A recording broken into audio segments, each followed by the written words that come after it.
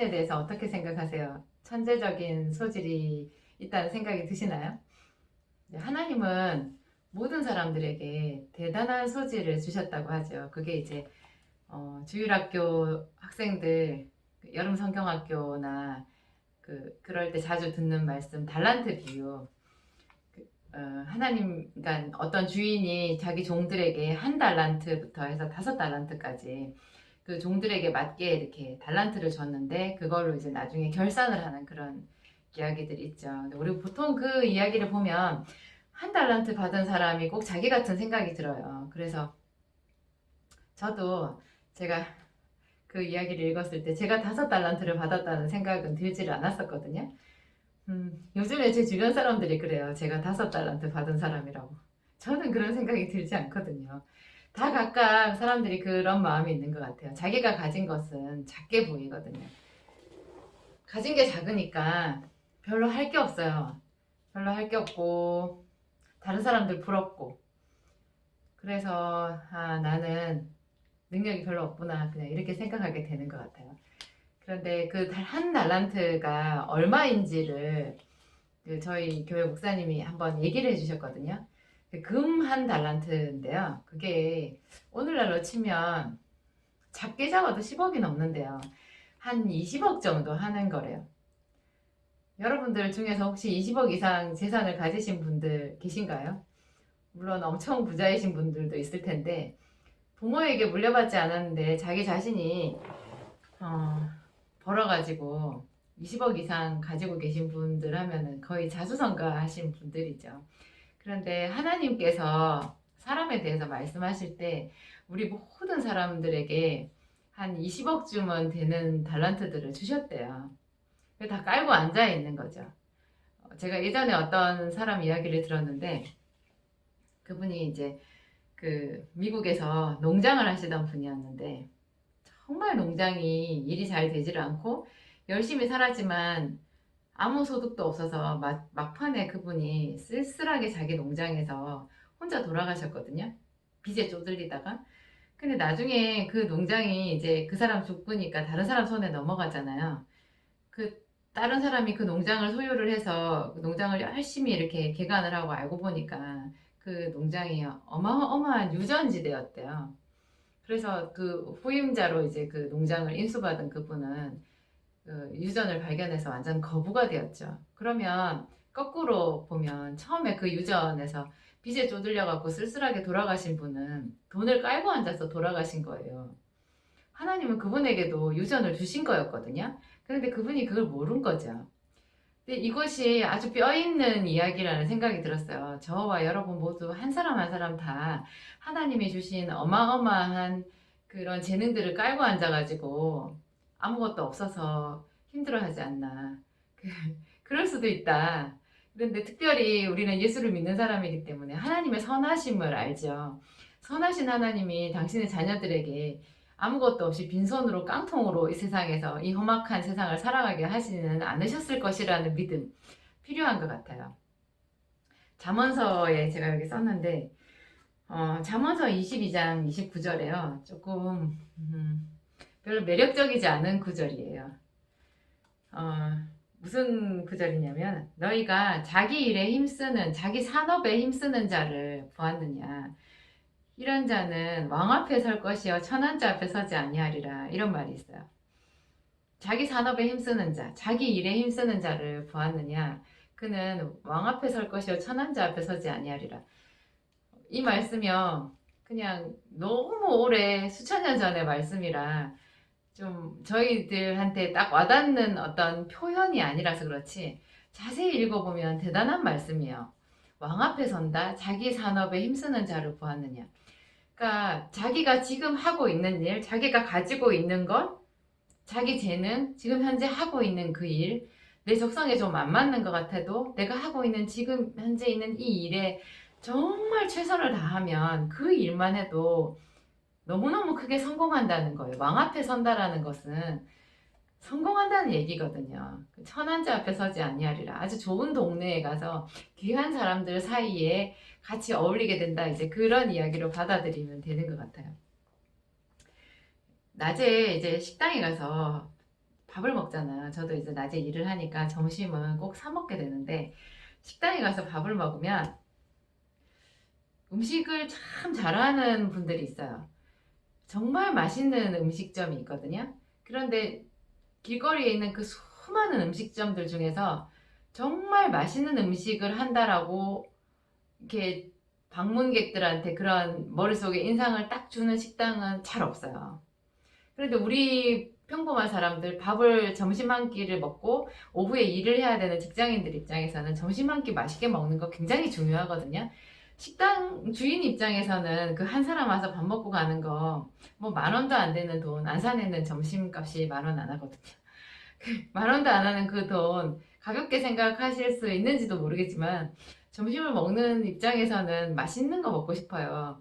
근데 식당 주인이 그 손님들에게 감동을 주는 방법은 정말 맛있고 정갈한 음식을 한 끼를 대접을 하는 거예요.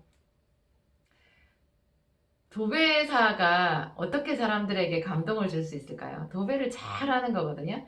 제가 약국에 근무를 하면서 그 생각을 했었어요. 내가 약사로서 사람들에게 감동을 주는 것? 어떤 것이 있을까?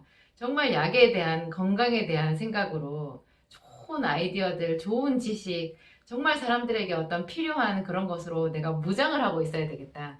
그래서 문을 열고 들어와서 짧게 한 2, 3분 안에 약을 사가지고 나가는 그 사람들에게 어떻게 해서든지 내 속에 있는 그런 지식을 가지고 그분들에게 도움을 주고 이롭게 하는 일을 해야 되겠다. 그러면 그분들도 행복해지고 나도 혹시 왕 앞에 설 수 있게 되지 않을까? 그런 생각을 제가 했었어요.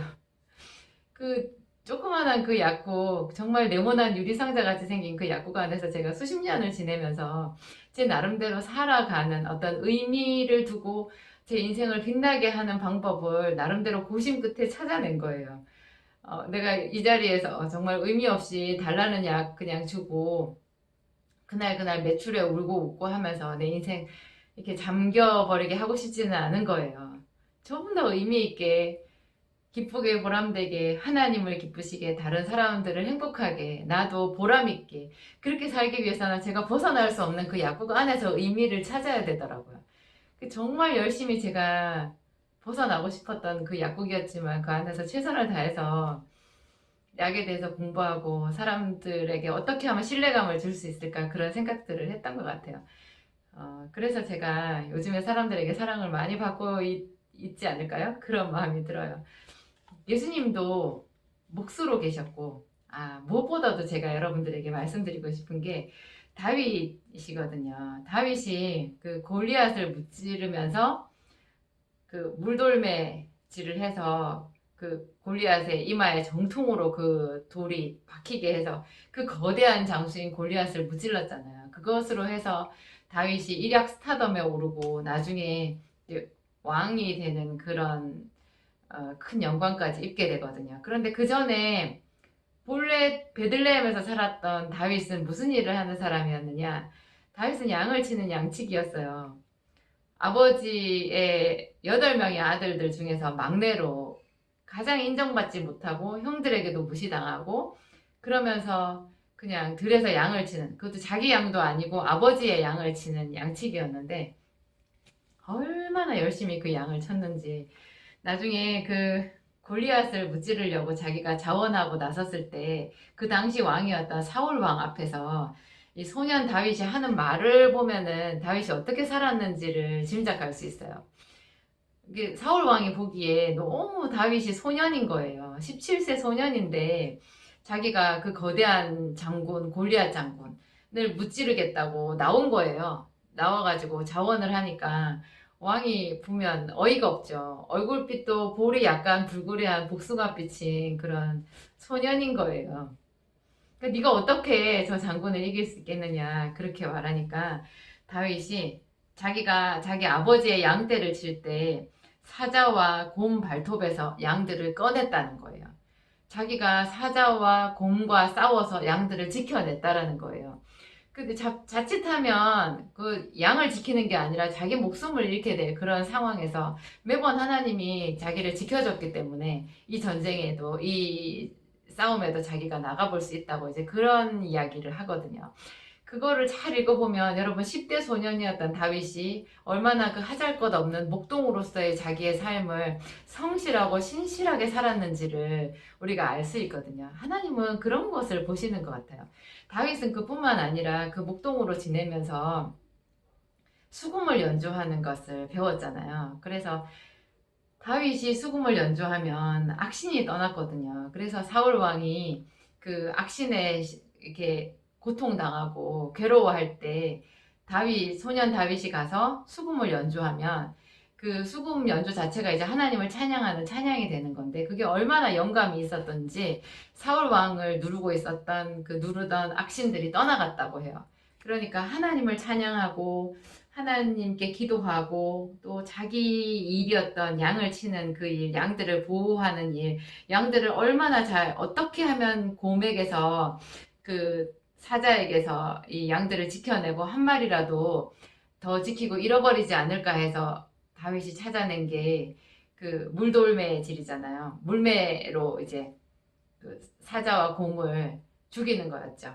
예, 그렇게 자기 자신을 개발하고 아버지 양떼를 지키기 위해서 했던 그런 열심들이 다 하나로 이렇게 모아져 가지고 나중에 다윗이 장군이 되고 이스라엘의 왕이 되고 하나님께 크게 인정받는 그런 사람이 되었어요.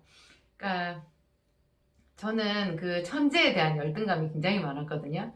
그래서 저는 그 음악가 중에 모차르트에 대해서 저 혼자 괜히 열등감을 갖고 있었어요. 모차르트는 참 좋겠다. 그렇게 어렸을 때부터. 그리고 척 들으면 음악을 다 이해하고 다 암기해버리고 그냥 피아노도 바로 그렇게 잘 치고 너무 어렸을 때부터 모든 사람에게 인정받고 너무 그렇게 잘 나갔는데 이제 자기가 자기 스스로 자기 관리를 못 해가지고 있는 돈 아무렇게나 흥청망청 쓰고 없으면 못 먹고 이렇게 건강을 관리하지 못해서 일찍 죽은 사람 제 마음대로 이렇게 발칙하게 그 모차르트의 인생을 규정하면서 천재에 대한 어떤 반감을 제 마음속에 깊이 간직하고 있었어요. 정말 잘못된 거죠. 제가 나중에 이제 모차르트의 음악을 이렇게 듣게 되면서 특별히 모차르트 음악 중에 지금 제가 딱 떠오르는 게 모차르트 피아노 협주곡 21번 그 무슨 영화 음악 엘비라 마디간이라고도 이제 별명이 붙어 있는데 저는 그 별명은 별로 안 좋아하고요. 모차르트 피아노 협주곡 21번 그거를 들으면 여러분들도 다 귀에 익숙해요. 그게 모차르트 음악인데 그 음악을 들을 때 제가 그런 걸 느껴요. 천재의 눈물. 모차르트가 얼마나 외롭고 힘들고 자기 나름의 자기 인생을 개척해 가면서 그 곱씹었을 그런 어려움들 있잖아요. 극복해 나가야 됐던 그런 삶의 척박한 힘든 것들이 그 음악 속에 녹아 있는 것 같은 생각이 드는 거예요. 제가 그 음악을 들으면서 옛날에 철학 썼을 때 천재에 대해서 제가 함부로 규정하고 모차르트 얼굴도 알지 못하는 본 적도 없는 볼 수도 없는 그 모차르트에 대해서 제가 함부로 규정했던 것에 대해서 회개하는 마음을 갖게 돼요. 사람이 가장 미숙할수록 남은 쉬워 보이고 자기만 혼자 어렵거든요. 그런데 하나님과 더 깊이 교제할수록 자기에게 있는 것이 소중하다는 걸 알게 되고 그것들을 발견해 나가면서 내 인생을 창조하신 하나님을 찬양하게 되는 것 같습니다. 여러분 제가 오늘 좀 두서없이 말씀드리긴 했는데 여러분들도 가지고 계신 귀한 달란트 잘 사용하시고 하나님께 칭찬 받으시기 바랍니다. 감사드립니다.